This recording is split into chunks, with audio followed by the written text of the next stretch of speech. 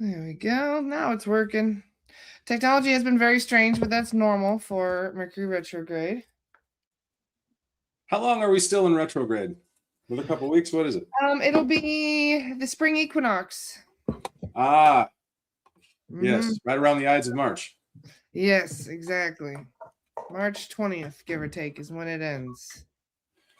You know, the whole thing, beware the Ides of March, is oddly fitting for what's happening right now, isn't it? It is indeed. And me being pagan, I actually subscribe to the New Year being in April. April 1st is my New Year, is what it feels like to me anyway. And so later they took that and made it a Fool's Day. Yes, exactly. They made it April Fool's Day. So that is the beginning of the new year. Which is kind of funny too. If you use tarot, for example, they say the fool is the beginning of the journey. Ah, yes. The first step. It is the very first step in the tarot, because they always say that tarot is a journey. It's the hero's journey, as they call it. Well, we should embrace the fool, right? Yeah, the Fool is one of the best cards in the deck, which I didn't know that. When I first started using tarot, I got offended when I got the Fool. What are you trying to say? Yeah. But no, it is one of the most positive decks. Basically just means all the opportunities are endless. You never know where you're going to end up starting out with your first step. Right. Jessica says, good to see you again, Dr. Scott. I loved the talk last time on your perspective on Adam and Eve. Looking forward to today. Oh, I appreciate that. Thank you.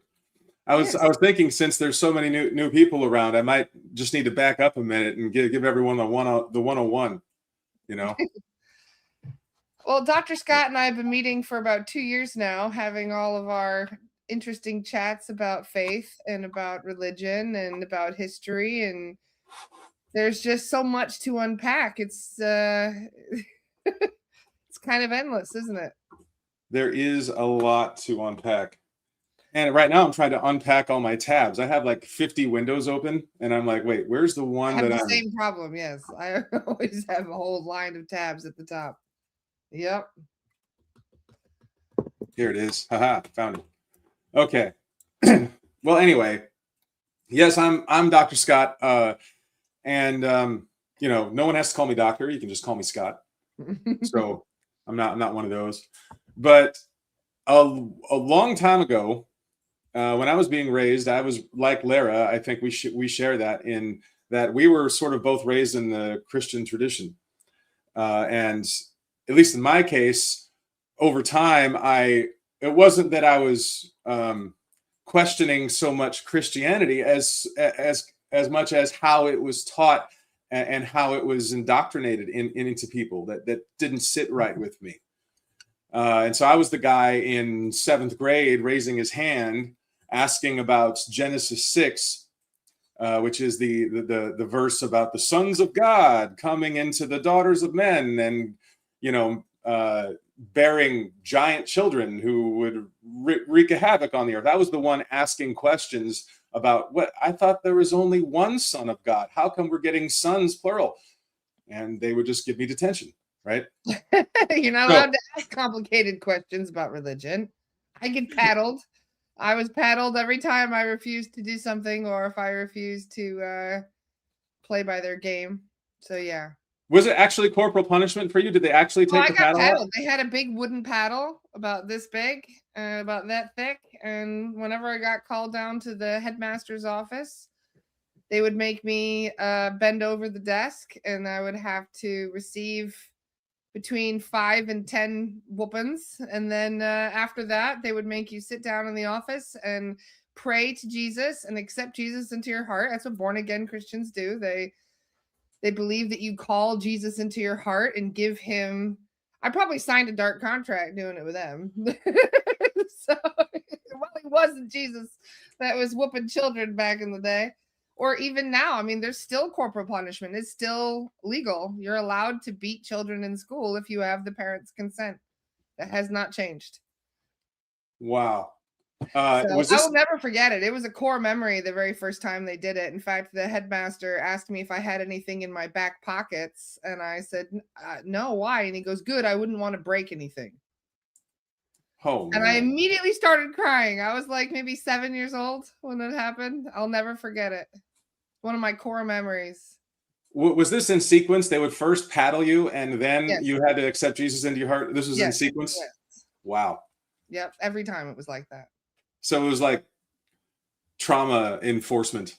Yeah, well, you're not allowed to ask questions. You're not allowed to, if you refuse to pray, you'll get paddled. If you refuse to play along with their social experiments, you get paddled. If I bit my nails as a child too, and I took the tape off. They would put tape around my fingers so I wouldn't bite my nails. Just taking the tape off one time, they beat me for it. Whoa. I know. I know. So this Wow. created a bit of a chip on my shoulder in regards to religion. And one of the most powerful things that has happened since my spiritual awakening was being able to connect with the real Yeshua through one of my mediums, my friend Carolyn, who she does spirit release, and Yeshua comes in to help us with clearings. And on occasion, we'll have a conversation with him. And that is one of the things that he mentioned was that he witnessed it and he was sorry that I went through that. Wow. In his name, because a lot of things get carried out in his name. In fact, as we're hearing in the media today, the soldiers that are being sent to war are being told that they're doing it in Jesus's name, that Jesus is going to bring Armageddon to Iran. So this is still going on to this day where they're using religion as an excuse to commit abuse on people. Yeah, and energetically, that just doesn't vibe with my understanding of the way. It doesn't vibe with base logic. It almost seems like, the way I think about it, it seems like anyone that's still sort of falling for that needs to do some introspection. We'll just think about it It that just way. makes me wonder how Yeshua feels about all of this being carried out in his name. Yeah. I imagine he doesn't like it because he's always been a turn the other cheek, not going whoop children. He's always said if somebody comes to strike you, what do? You turn the other cheek, right? He's probably the original pacifist if you think about it. And now look at what's being carried out in his name. It's kind of crazy, huh? It is. It's very crazy. I did unfortunately catch a video clip. I've been trying to not watch as much news, especially this year rather than last year. I did unfortunately catch a video clip of Tucker Carlson interviewing Mike Huckabee. Oh, that was a doozy. I watched that whole thing.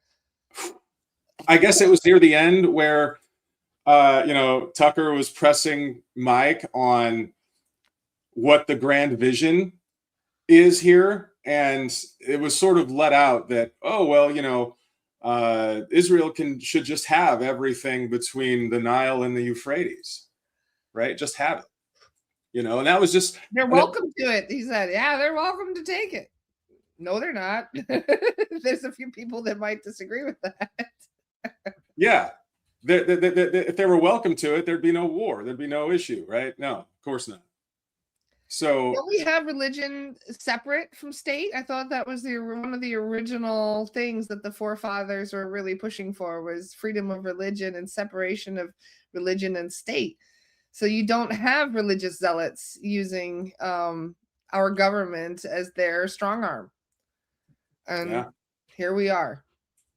That was the idea for this country, at least, right? Yes. Whether or not we've hit that mark, I guess, is up for debate. Where did we go wrong, Dr. Scott? Do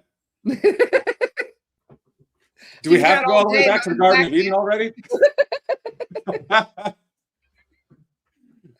But made some leaps over time. I'm just trying to understand where all of this went wrong, and I think that a lot of it is just the creeping back in of interests through money. No matter if you've got money to throw around in politics, you've got a say. It doesn't matter really what your other opinions are. Money is what speaks the loudest. Yeah. And without trying to anger anyone of one ethnic origin or the other, in the 1940s, perhaps the U.S. erred in a foreign policy decision when we helped relocate the refugee Jews to Israel, to modern day Israel, rather than just taking them back to our own shores or moving them somewhere more friendly.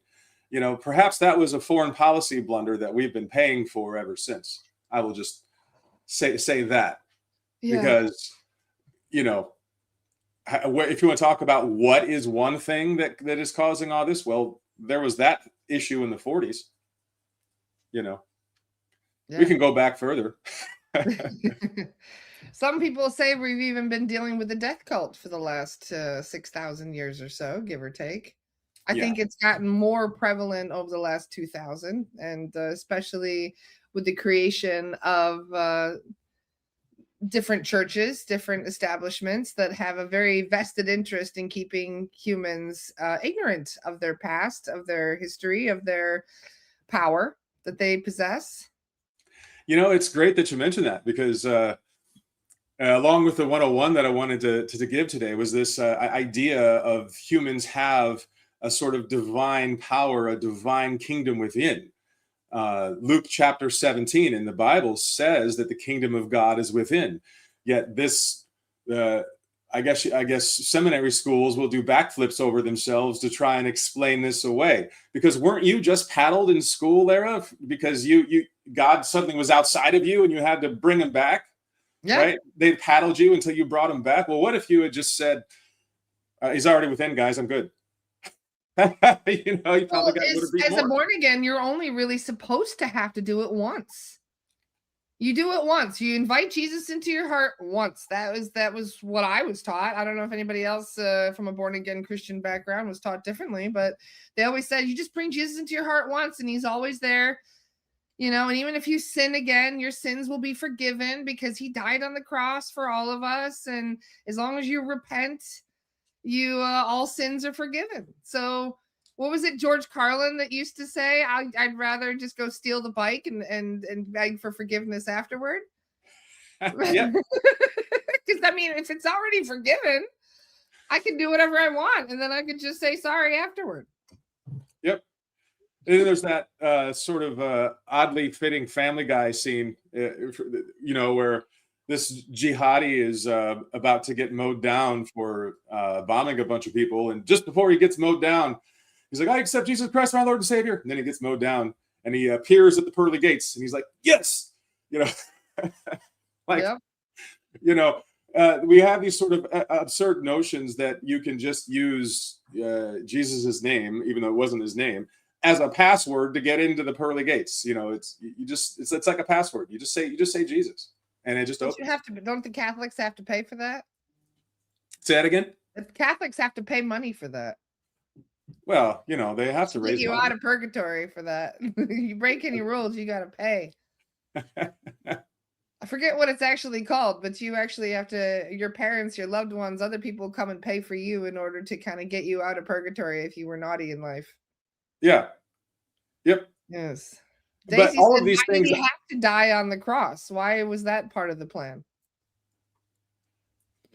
Well, if you read some of the books that were left out of the Bible and you get the rest of the story, you sort of understand Yeshua, which is Jesus's real name.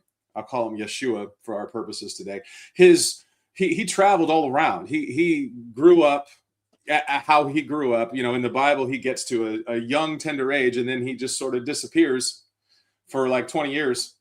And then he's back all of a sudden with no explanation of where he went. But when you read books like The Legend of Saint Isa and different Gnostic texts, you get the story of him traveling through India, Iran, Pakistan. You get stories of him traveling through the Himalayas mountains. And he would roll into town and he would learn from whichever masters were there. And then he would start teaching. He would start teaching the masters things just long enough to piss them all off and get run out of town. And so he repeated the same behavior of rolling into town, learning from the master, pissing people off and getting kicked out over and over and over again until I guess it finally stopped at Jerusalem, right? So I don't know. I heard he went as far as Japan. I have heard that too. Yeah, there's some which text. is interesting. It is.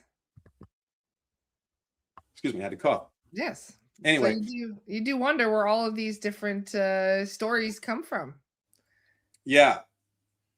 And also why they were left out of the canonical Bible. And there's good reasons for that. A lot of that I probably can't get into in the context of one sitting today, but I will say... I want to say really quick. Somebody says I have a pentagram behind my wall. That is not a pentagram. Do pentagrams have a squared top?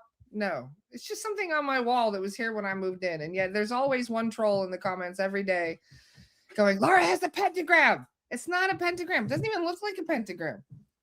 See? No. But this is what I mean about religion, because pentagrams, for example, have always been considered positive. It is a protection symbol. So if I was going to put a pentagram up there, I would make sure it looked like a real one, and I would put it in even bigger than that. So it's just funny how religion in itself, I just wanted to call attention to that, because every single day there's misinformation out there. There's people spreading nonsense because they don't understand the history. So I think it's very important to have these discussions and to be open about these things. Yeah. Well, if we just look at, I guess in the 101, if we just look at the Old Testament and the New Testament, a lot of people haven't even read the Bible. So let's start there. There's a lot of Christians that have never read the Bible. I wasn't allowed to not read the Bible. Right? Or you get like the children's version where you get like 2% of the Bible and it's really like watered down. Right. Yes. But if you honestly just put aside the churchiness of behind reading the Bible and you just read it as a book, certain things start to occur to you. At least with me they did, and that is that there's a big difference between the God of the Old Testament and the God of the New Testament. That we can just start there. You often see, jealousy and violence and major acts of destruction in the Old Testament, while in the New Testament, you get this radical compassion and this radical forgiveness and loving of your enemies. These two things couldn't be further apart. And then to complicate the issue, I started exploring something that I call conflation, meaning that the main characters in the biblical text are actually conflated amalgamations. Yes. And what I mean by that is, for example, let's take the character of the devil, right? In the Torah, in Genesis, this was written something about 400 to 500 BC, right? Allegedly. I'm just going to say allegedly. Allegedly 400 to 500 BC. And the protagonist in Genesis is called the serpent. He's not called the devil. He's not called Satan. That doesn't appear until much later. Yes. But he's called the serpent. Well, what happened in lore outside the Bible? The serpent was always a symbol for wisdom. We have the caduceus, right? You have the serpent. We have the what is it? I forget. It's called the caduceus, isn't it? Yes, it is. Yes. The staff with the serpent wrapped around it. Yes, yes. Yeah, this has been a symbol for wisdom for time immemorial, and so now we have a serpent trying to give knowledge to Eve, but you can tell it was written from sort of an opposite perspective. Eve was tempted with knowledge, with which, what knowledge was it? It was the knowledge of good and evil. Well, how dare she know about good and evil, right? I mean, whatever.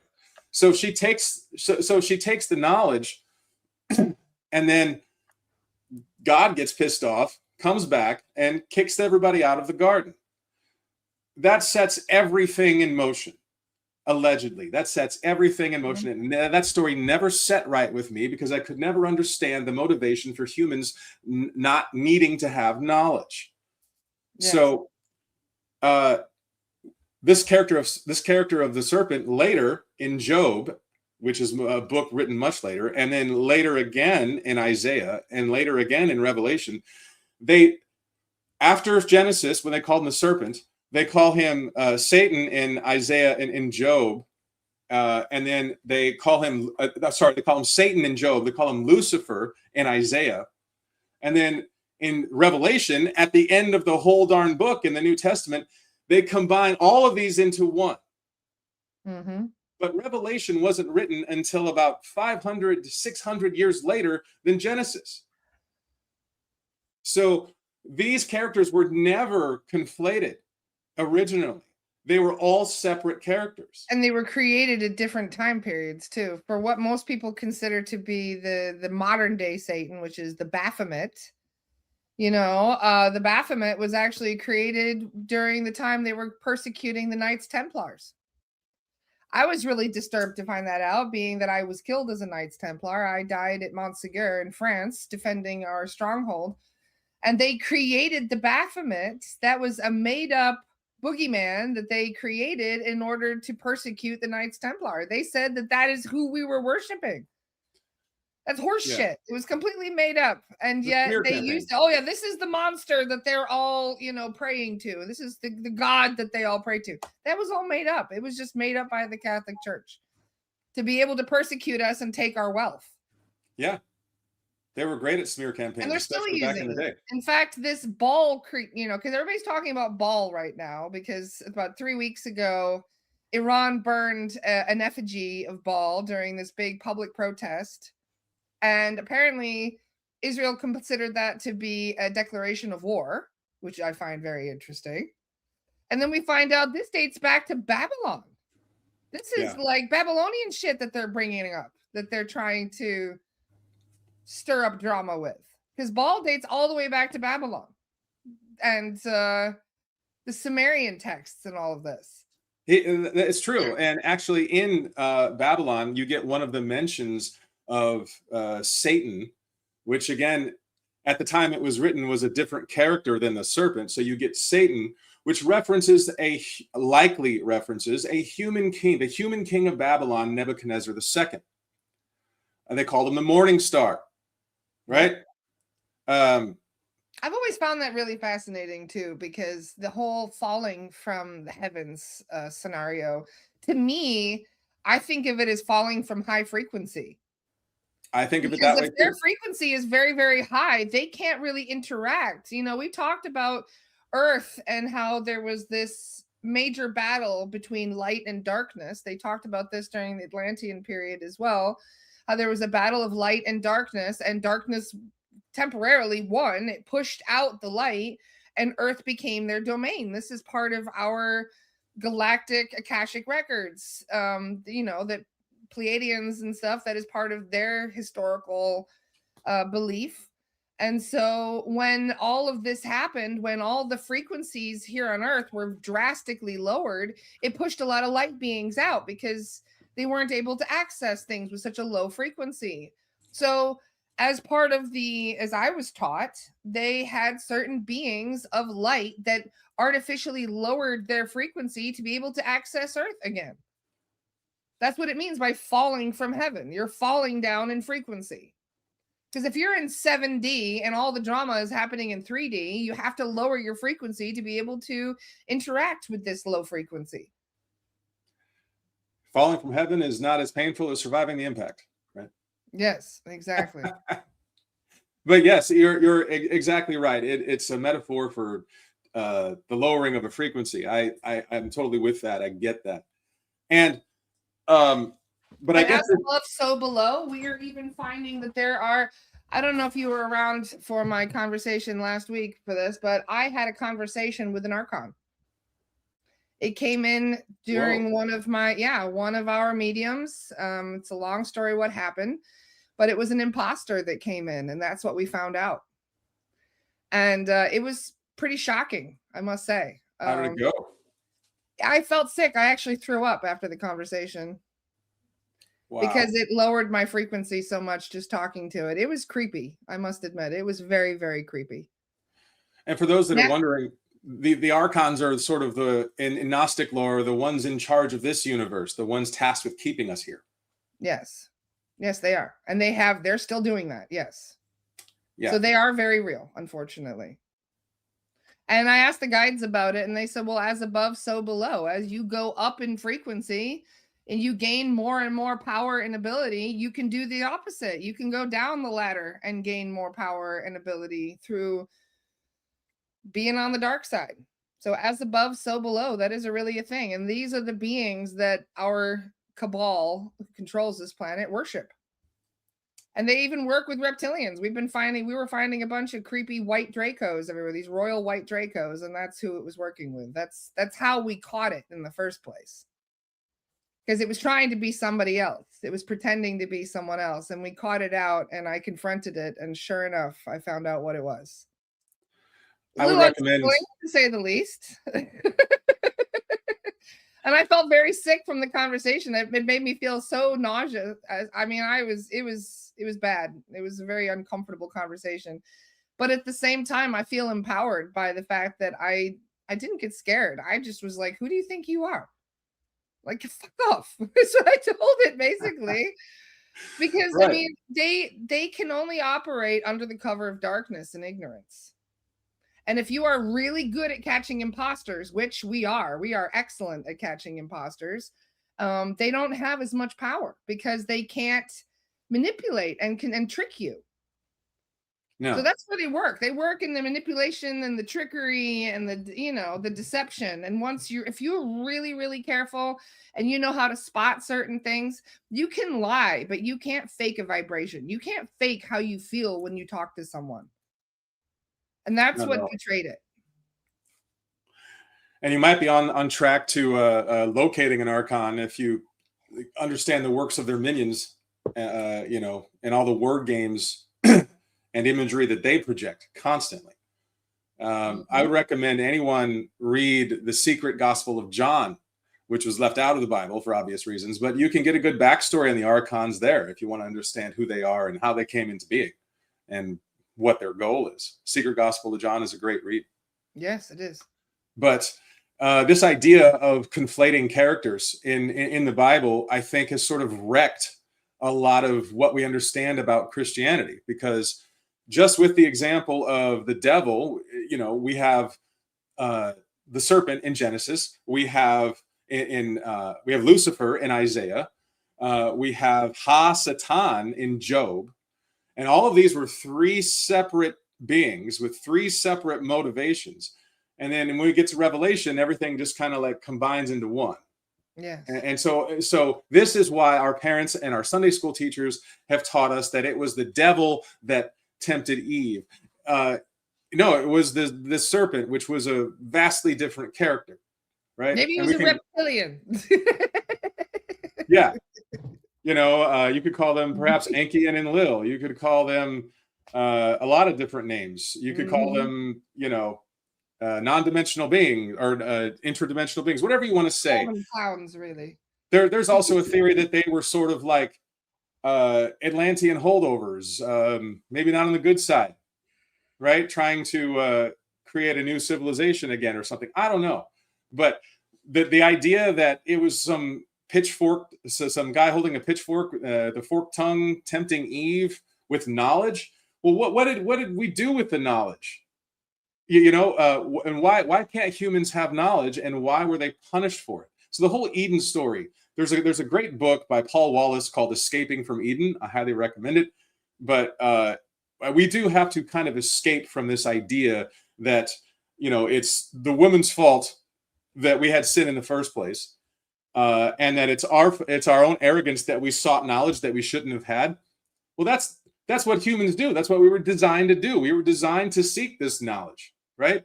And so the whole Genesis is just never set right with me at all, and it led me down this path. And I also realized soon after that it wasn't just the character of the devil that was conflated. You also had the character of God that was conflated. Mm-hmm. And the God character is just a mess, because in the Old Testament, he's very different than the God of the New Testament. In the Old Testament, he talks about Malachi 3:6, for I, the Lord, do not change. So he tells you, I don't change. But yet we're supposed to track him changing from the Old Testament to the New. Now he's radically compassionate and forgiving, whereas he's got blood on his hands in the Old Testament, right? lots of blood. How do we reconcile that? Well, you can't. You can't reconcile that. It was a conflated character. It was conflated with the intent to mislead you. It was conflated with intent, because until you kind of step outside the Bible and you read some of the books that were left out, again, like the secret book of John, the secret gospel of John, you get a different creation story, and you understand that the being that created this universe was not big G God. It was not source. Yes. It wasn't that. Well, I guess it depends on the layers, because there are layers of as consciousness, as the guides have explained, and there are certain layers that are more connected to source. Like it's like source-based matrix versus artificial galactic created interference matrix, which is different. And you have these superimposed onto each other, which kind of blurs the lines and makes things more confusing. As somebody was just saying, Yahweh is an entity, but I was told that Yahweh is the name of the 3D matrix. This is the artificial 3D matrix that we are kind of stuck in as this part of that quarantine. It's not a natural thing. This is part of that technology that was pushed on Earth 13,000 years ago. So they say that like 5D is the natural source-based matrix. This is why almost all galactics reside in that frequency, because that's the natural world. That's the natural frequency we're supposed to have, versus us who are locked into a 3D filter that's been superimposed over the natural source-based matrix, if that makes sense. And the Cathars were on to this, and as the other Gnostic sects, they were on to this. Thank you for talking about the Cathars. Yes, they were. And they, not only were they persecuted for it, but the old saying of when you're over the target is when you get the flack, right? Well, I think they were just a bit too over the target, and so we know what happened to them, and pretty much every other Gnostic sect as well. We know what happened. However, that doesn't change the fact that they were on to exactly what you're saying. They might not have explained it so simply or so elegantly, but you do see it again when you read books like the Secret Gospel of John. You see it there. You can understand that they were talking about the creation story as this creation is flawed. It's imperfect. There's entropy here. There's chaos. It's anything but perfection. The way sort of mainstream Christian apologists say that it is. This world was created imperfect. And because of that, a lot of things have unfolded like the domino effect. And so the Gnostics taught that there's a God above God. There's a universe above this universe. There is multi-layered reality. And we're just in this one little universe bubble. But there is a God above God. And the God that is in charge of this universe is, we would call him Yahweh. But in the Gnostic text, they call him either the demiurge or they call him Yaldabaoth. And I'm saying him, not necessarily that he's gendered, but this is how he's presented. So Yaldabaoth is the ruler of this universe. And I don't want to make people empathize with the villain here, but when you read the story of Yaldabaoth and how he was created, his mother, Sophia, at first created Yaldabaoth here and was ashamed of him. Yes. Did not acknowledge his presence. And so poor Yaldabaoth springs into existence, is looking around and realized, oh, there's nobody here. I must be God. Called out even. Is anyone here? Nope. Well, then I must be God. I am the first. And so he mistakenly believed that he was God. And so he started acting accordingly. Well, who could blame him if there's no one around you? Right? You just spring into existence and you go, well, I guess I'm God then, right? That was his story. But once he found out he wasn't God, and once his mother revealed herself, and then he started creating the universe, well, Yaldabaoth wanted to retain godhood. He wanted to retain his influence and his power. And it is that not really being willing to let go that leads to the epic we see in Genesis. And so that's the story. That's the backstory, is that we have this Big Bang story that that we get taught in school. No. But it makes a lot more sense because now you have a motivation for the creator being in Genesis. You understand why that they're so wrathful and want to keep sort of humans on the down low. Because in the Gnostic texts, humankind, when he creates Adam and when he creates Eve, they are so enlightened and so much so have a much better connection to source than even Yaldabaoth does. So he became jealous of his own creation. And there's a story about why we sprung into being more enlightened than he was. There's a story behind that. But nonetheless, we're more enlightened than he was. And so he became jealous and he encased us in flesh, right? As punishment and yada, yada, yada. So you sort of understand why. It's jealousy. Jealousy was at the root of our creation. And they even punished women by giving them pregnancy pains. According to them, there was no pain or issue with pregnancy. And then all of a sudden, women being basically gifted pain in childbirth as a consequence of taking knowledge from the tree. Interesting, huh? But then you find out from a galactic standpoint that humans are not who we think we are from a galactic perspective. Our ancestors were captured slaves. They captured people from the war, from the Orion Wars, and then they genetically altered those people and created a new race from their genetics. And that is the Edens, as they called them. That was their original laboratories. That is where they were keeping humans as part of their experiment. They wanted to unplug our connection to source. They wanted to turn us into subservient slaves, but not ones that could connect with higher consciousness. They didn't want us to know who source was, that we were source, that we have a connection to that. They didn't want us to, they wanted us to forget everything except what they taught us. And so Absolutely.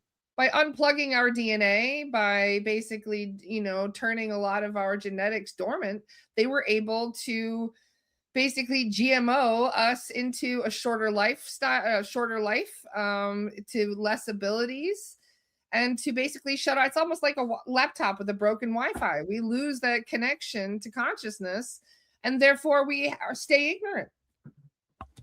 Yeah. So we are kind of like genetically modified, captured slaves. And this is where, Genesis started from. This is where, they talk about it from a grand standpoint as if the entire universe was involved. But really, that is the history of Earth. And in Gnostic lore, if we just up and vibe out of here, Yaldabaoth loses his influence. Right? Yes, exactly. Yeah. And the weird thing about it is that there's this whole Gnostic backstory. It's like episode 0 of humanity. So when you read the Secret Gospel of John, you're reading episode 0 of humanity. And then if you get to Genesis, you're like reading episode 1, right? Mm-hmm. Well, that prequel is very important. It's not taught in any of the Sunday schools, yet it makes all of the characters clear in the Bible and who their motivations are. So we can look at the big acts of destruction in the Old Testament, and they, in Sunday school, they attribute these to God. They think it's big G God flooding the world. They think it's big G God confusing all the languages at Babylon. They think it's big G God nuking Sodom and Gomorrah, yada, yada, yada. They think it's big G God. And then they have to wrestle with the idea that by the time Jesus comes, now he's radically compassionate, even though he said he'd never change. And so you get why people sort of are turned off from religion in the first place, right? It contradicts itself. Even my 7-year-old self could tell it was contradictory. Yeah, kids know this really well. That's why they have to get them as children, because if you don't, then you don't brainwash them as children. As adults, you can't lie to them and then be like, okay, whatever you say. We start asking questions. Well, it's my theory that we have conflation happening here in the background with these characters. And it's my theory that in the Old Testament, it's not big G God doing these acts of major acts of destruction and judgment. It is Yahweh. It's a named being, or it's which equates to Yaldabaoth or one of his minions. It's not big G God. Big G God is described very well in Source as being above divine, and even divinity doesn't adequately describe it. It's all love. We call it the source. They call it the one in Gnostic lore. This is not anyone capable of doing or would do all these acts of destruction in the Old Testament. It's not the same character. So we have a character. It's a, what do we call it in study of literature? It's literal dichotomy. These characters are divergent. You have, well, I think I've established how different these characters are. But then when we get to the New Testament, Lara, now we're radically compassionate, and now everything is good. And now all you have to do is say Jesus, and you get into the pearly gates, right? And so we have the same conflation problem in that Big G God in the Old Testament is supposed to be the same as Jesus's Father in the New Testament. And so now we're conflating God too. So we got the devil being conflated, we got God being conflated, and nobody understands either of these characters because they left all the books that explain it out of the Bible. Nobody saw episode 0. Nobody understands it. And so we have 1,500 different religions in the United States and 15,000 different types of churches, and everyone is arguing over doctrine. And so I guess we could see that the divide and conquer plan is alive and well, when I think all we need is just to read the pre-Christian texts and understand who these characters are and what their motivations are, and the story makes sense. Once you have the background, the story makes sense. You understand that Yeshua came not to praise Yahweh, not to, in fact, he raged against the Jewish orthodoxy, especially in Matthew. He went so far as to say, your father is not mine. He went so far as to say that in Matthew. And that's another verse that seminary schools You'd be in big trouble if you tried to say that today. Yeah. That's another verse seminary schools trip over themselves trying to explain. Calling Jesus an anti-Semite if he came back today to say that. My father is not your father. But when you understand the Gnostic lore, you understand that Yeshua didn't come as the son of Yahweh. Yeshua came as the sort of avatar of Source. Yes. He was emulating Source energy here on Earth. And they even give you the cosmic hierarchy in the Secret Gospel of John. It tells you from which level he came, from which dimension he came down. He did not come from this universe. He came from outside of it to be inside of it, to show everybody that there is a God above God. You've been taught about Yahweh, but there is a God above him, and the God is within. The kingdom of God is within you. That's what he came to preach, not the same God that drowned all the babies in the flood is your salvation. He didn't come to preach that. So anyway, I find this whole thing to be maddening, growing up with all of this and being lied to my whole life and trying to have them confuse people in order to express an agenda. I've always had a bit of a frustration with it, to the point where it almost made me atheist, where I'm like, you know what? I'd rather believe nothing. And I feel like there's a lot of people that feel the same way. There's a lot of people who shun all forms of religion and spirituality because of the history and how complicated they made it, and how it's just it's been used to divide us the whole time we've existed. Oh yeah. I put some of this out on my YouTube channel. The comments are incredible. They're just the people that are just so pissed off that I would even mention that the New Testament God is not the same as the Old. People are just so pissed off. So how I love it. That? This is a big important part of shadow work, right? Because this isn't just one lifetime worth of brainwashing that we're healing here. I mean, we've got people who have been repeating the same religious patterns for 10, 20 lifetimes. Yeah. If not more. So how do you break the chains? How do you get off of that rat race, that wheel of karma and belief and confusion, because you do come back again and again and again learning the same lessons until you get them, right?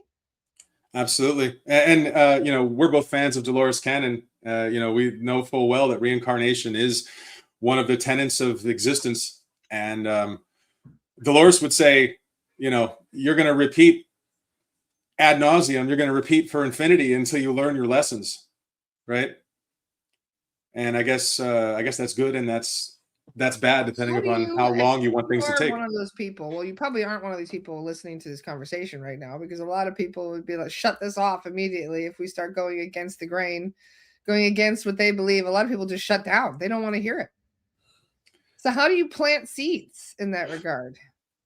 Yeah. By having these discussions, yes, but in communities where, I live in a very quiet area where there's a lot, it's all just churches everywhere. Everybody around here goes to church every Sunday.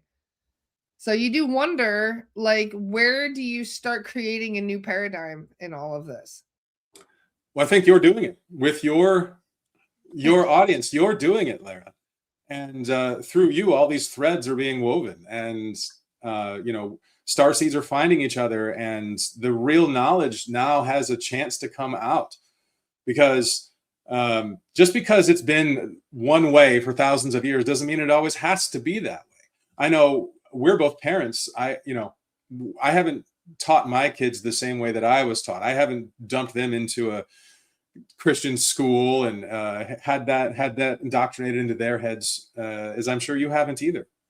Yeah. So it happens through us, so maybe you and I are sort of the last that had to be paddled in school because they didn't accept Jesus Christ as their Lord and Savior the right way that pleased everybody, right? So I love Yeshua now. If I had known as a child what I know now, I would have had a much easier time growing up, I think, amongst all of it. So I feel this is something that I've wanted to know my entire life. I can't remember a time in my life, even as maybe 6 years old, that I wasn't trying to make sense of all this, that I wasn't trying to explain why I'm here, who I am, what's the truth of our history. This is something I've always wanted to learn.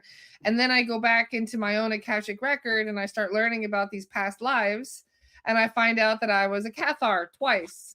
I find out that I was burned as a witch twice. I found out that I had connections to all kinds of different religious organizations. And I was a nun.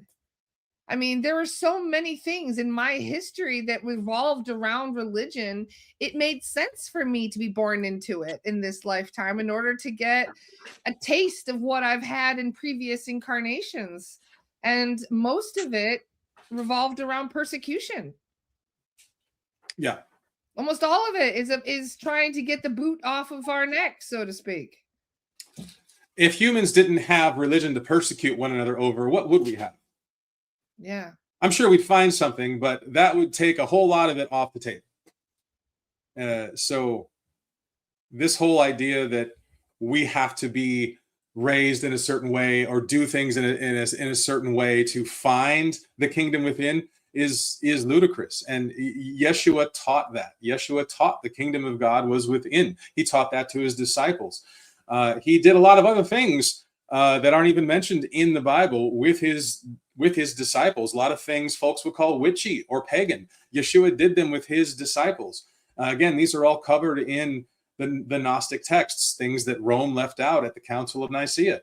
So all of this, I think, is coming back. What's old is new again. The pre-Christian texts are new again, and we can read them. And finally, I guess, get the backstory, get the prequel before episode 1. This is where I go into the Akashic records. I'm actually writing a book on all of this straight from the Akashic records. Sounds amazing. Yeah, I'm very excited about it, and I'm very grateful to Adriana for helping me write it, because going into the Akashic records is the one thing that gives me comfort. Because for those who don't know, the Akashic records is an energetic imprint of everything that has ever happened or ever will happen, all thought, all action. And so it is really the only record that we have that they can't rewrite if they don't like it. If there's something in there they don't like, yes, there's many different timelines available, and you have to be very specific about which timelines you're going into, because there's certain history that branches off that is different depending on timeline to timeline. But if you go all the way back, I mean, I asked just to go back to the beginning of the Orion Wars, for example. I said to the guides, take us back. Is there a book about the Orion Wars? Can you take us back to the beginning before, maybe at a time where the universe was actually in peace, before all the drama started? And when they had to take me back, before matter even existed. That's when they had to take us back, before physicality was even a thing, before 3D was even a thing, before 5D was a thing.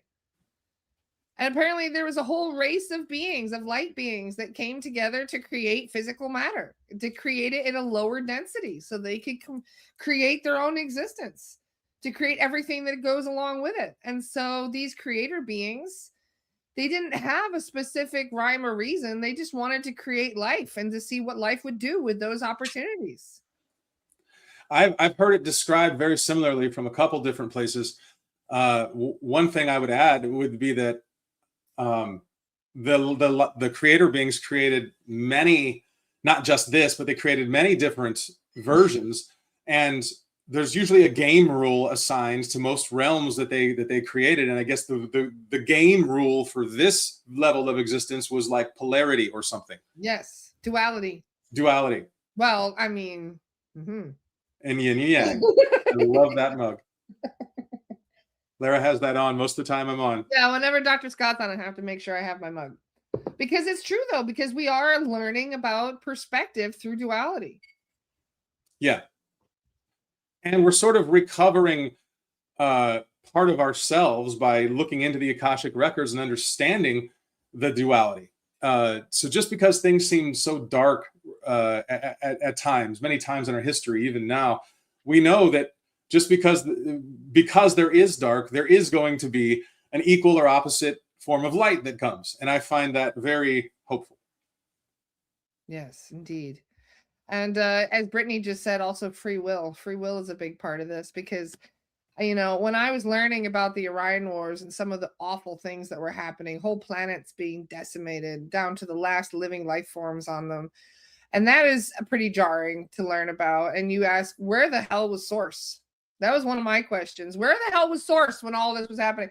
Did those people choose that experience? Did they choose to have their entire civilization wiped out? No, they didn't. That was not part of Source's plan. That was not what those souls decided. And that triggered me a little bit. And I thought, well, what the hell? Where was Source then? If this wasn't their plan, how come God, which is everything that exists in all things, how come God didn't intervene? How come Source didn't do something to stop this?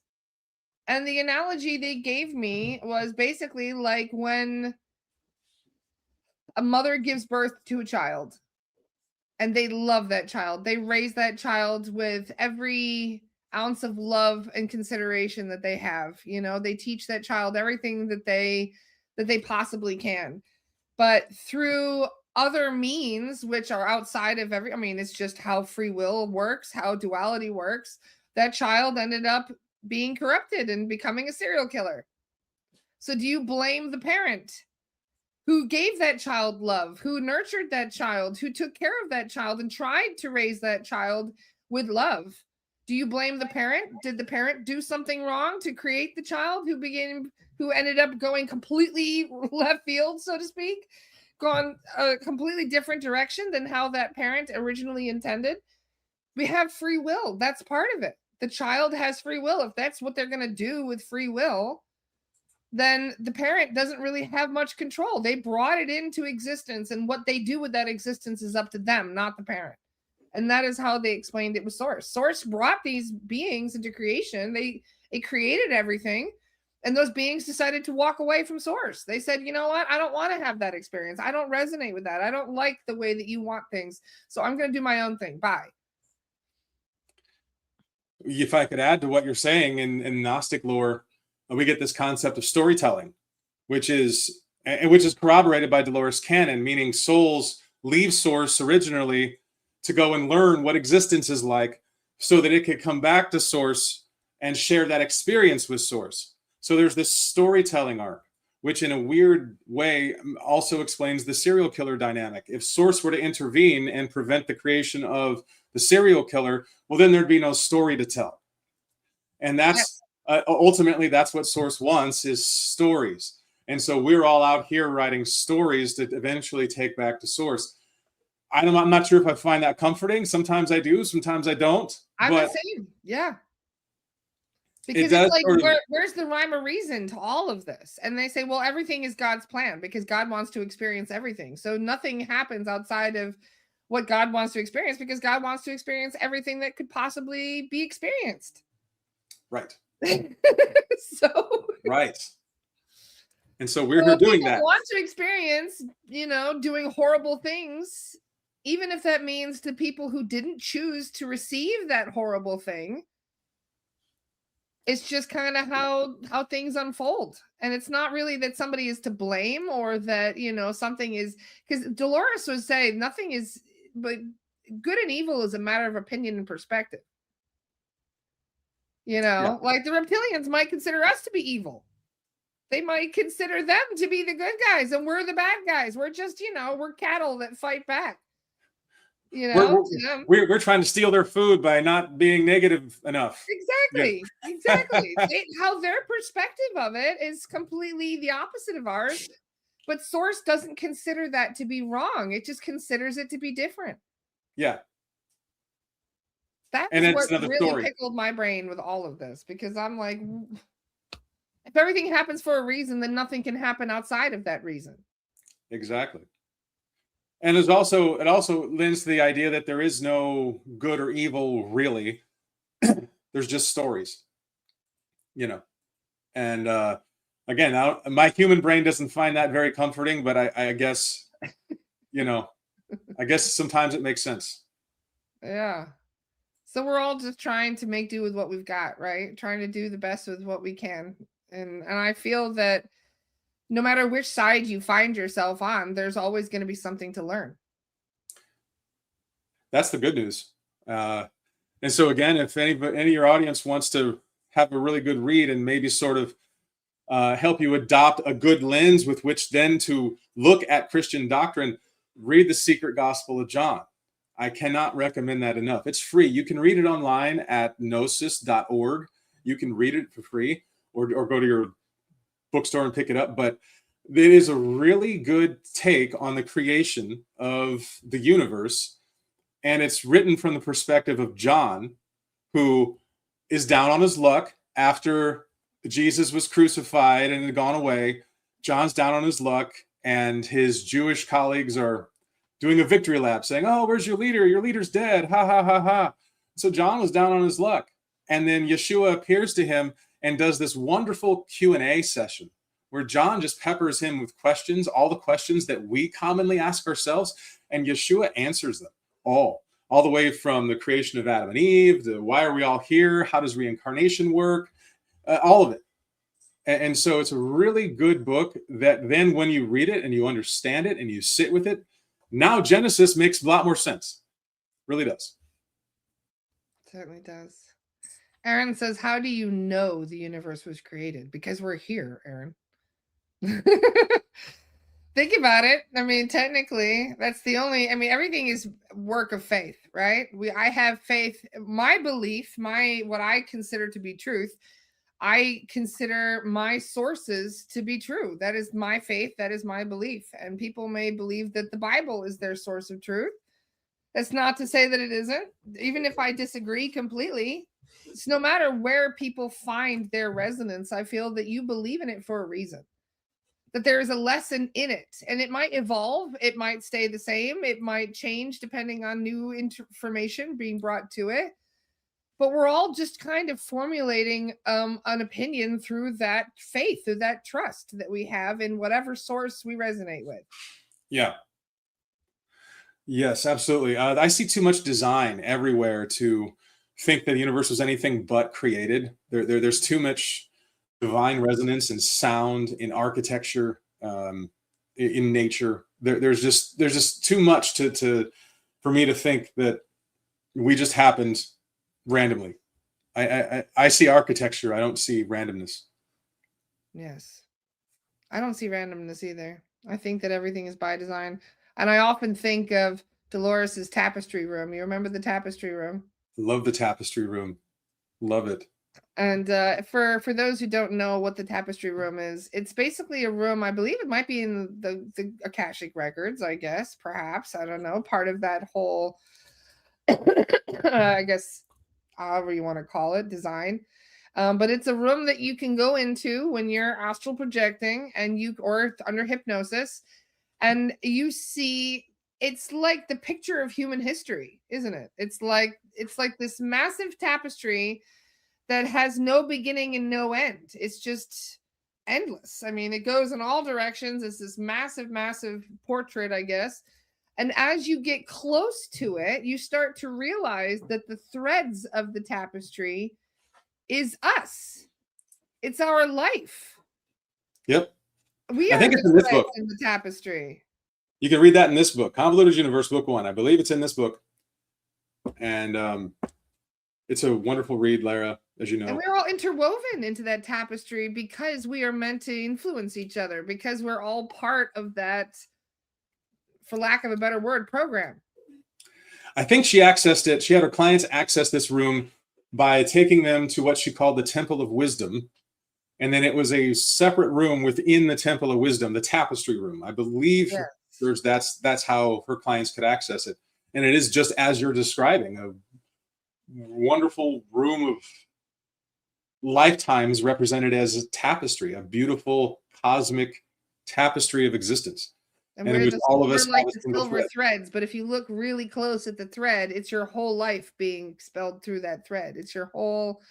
And it's interesting because in Greek mythology, they also have that where they talk about the thread of life and how the fates are the only ones that can cut your thread of life, and that when your thread cuts, you die.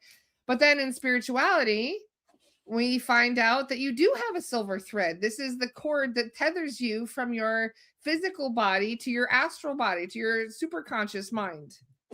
Yes. So in that thread, when your silver cord gets cut, and we even find this with people who are suicidal too, that their cords get really frayed. It looks like a thread that's just starting to kind of break apart. You can tell, you know, when people are ready to kind of give up on life, their cord looks frayed. It looks tattered. You don't realize how much everything is tied into one tiny silver thread, because if that gets cut, you die. And then you find out in the tapestry room, there's the silver thread again. And it just really, it made me wonder how much of us are interwoven into each other's lives. I think that we talk about the degrees of separation. I don't think there is any degrees of separation. I think that we are all connected through these cords, through this weaving of stories, as you called it. Yeah. And maybe it's going to be on Source's mantelpiece one day when it's all, when the final thread is woven. You know, I don't know, but Dolores really painted a beautiful picture. I guess her client did, painted a beautiful picture of what this tapestry room was. And I think as each of us sort of go through all of our lives, we keep contributing more and more threads to this ultimate tapestry that will be the human story at the end of the day. So I love that. It's beautiful. I do too. And so we're the ones that decide what that story is going to entail and which path it's going to take.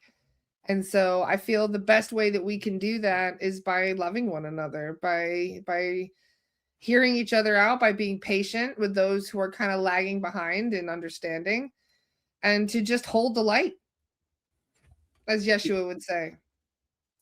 Yes. And he was a radical holder of light. You know, he held so much light. He didn't care what ultimately ended up happening to him. He held the light no matter what. You know, so Mallory says, if you were just learning this, where should we start? I think Dolores Cannon's books are my favorite place to send people to start. Dr. Scott has a phenomenal book too, by the way. I just wanted to put it out there. Dr. Scott sent me his book, and it's so great. It's a big one. It's just as big as Convoluted Universe. Yeah, this is Convoluted right here. It's pretty big. And I love the art that he's got in there too. Like, you guys got to check it out. His books are amazing, and I can't wait for volume 2 to come out, or I should say year 2. Yep. Yep, we're working on it, and that is a book about my first year of being a QHHT practitioner. All the different mistakes I made during my sessions, and yet, despite all the mistakes I made, yeah. These clients had really convoluted sessions, and so I decided to write it as an homage to Dolores Cannon, the work that inspired me. Quantum Intern Year 1. Quantum Intern Year 1. You can get this on Amazon, can you? Yes. So you got to check out Dr. Scott's book. It is a phenomenal book, and I love reading about past lives and their other people's experiences. I love it, love it, love it. So I will never get bored of reading these books ever. So I highly recommend Dr. Scott's book and Dolores's books. And my favorite one of Dolores's, if you haven't read any of her books yet, Between Death and Life is the one that I would start with. That's a really great entry point. Of course, I started with Convoluted. That's just me, but I love Between Death and Life. You start with one of the hardest books that she's got, Dr. Scott. Yeah. And then I would also recommend The Secret Gospel of John for anyone wondering, how then do we reconcile with our Christian family and friends, right? How The Secret Gospel of John really helps with that, because it really is a good bridge between all the sort of normie church-going folk today and the spiritual knowledge that Lara talks about here all the time. Secret Gospel of John is a really good bridge between the two, and you can really see those connections. And it really helps you talk to your friends and family about these different concepts of conflation, that God is a conflated character. My mom and I talk about it every Friday at FU Fridays. You know, we have these debates. My mom and I go back and forth about, book, chapter, and verse of the Bible. So maybe this will open up discussions with your families, after you read it. So yes, and usually I posted that at 11:11. Love it. Nice. I think it's one of the best ways to create conversations about spirituality is to discuss past lives and to discuss all of the things that we learn through hypnosis. I mean, I think that it is one of the best ways to get to know yourself, is to explain why you are the way you are. We're all born with personality, right? We're all born with baggage. So to understand the context and the nuances as to where that baggage came from, I feel can be life-changing. Yeah, and why you're carrying it, and what to do with it while you're carrying it, and how to dispose of it properly, and all that stuff is very important. Yes, it's covered in all these materials. Thank you so much for this conversation today. It brings me so much joy to talk about, because I almost feel like I'm honoring my youthful self that wasn't allowed to ask these questions, that wasn't allowed to know these answers yet, So it's healing for me to have these conversations. It's the same for me, and I love coming on. I love talking with your audience. You're a wonderful host, Lara, and I look forward to the next one. Thank you, Dr. Scott. And thank you to everybody who joined us today. It is always a pleasure hanging out with you all. Thank you for bringing such interesting questions and things to the conversation. And let me know if you guys read Dr. Scott's book, because we would like to discuss it next time we'll come on. We'll talk about maybe perhaps some more of these stories. So if you guys get the book, we can talk about which ones were your favorite, and you can ask Dr. Scott some questions about it. Love to. Yes. And you also have a channel on YouTube. Yeah. Let me just share that real quick. People are asking for it. That is your Matrix Spirituality YouTube channel. Yep. Working on putting more and more content out there. But join the fun. There's that one video I titled Yeshua versus Yahweh. And man, people are pissed off about it. I'm sure it ruffles some feathers. Yeah. Awesome. Well, lots of love, everybody. I hope you all have a wonderful day, and I will see you guys with Mr. Bradley Bay tomorrow on the podcast. Have a wonderful afternoon. See you guys soon. Bye, everyone.